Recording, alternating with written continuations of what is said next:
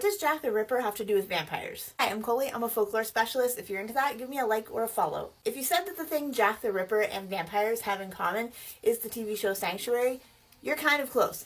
But what I'm actually talking about is this book called Hunting Prince Dracula. I was at a used book sale.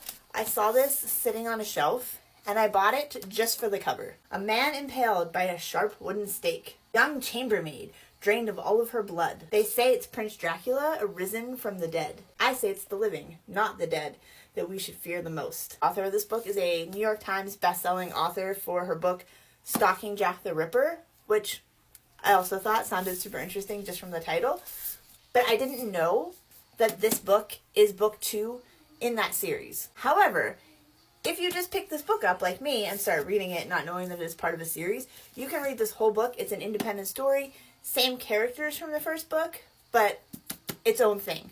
And they do talk about things that happen in the first book, in this book, but the author has written it in such a way that I didn't feel like I was missing out on a first book by reading this book by itself. The way this book ends, it sets it up for the third book, and when I looked it up online, there are like a ton of books in this series. So now I don't know if I should go back and read the first book, which is about Jack the Ripper, or just keep going from this point on. So if you've read this series, let me know, like, should I just keep going or should I go back and read the first book even though I know what happens now? Highly recommend this book if you like thrillers, true crime, historical fiction, vampires, vampires, vampires.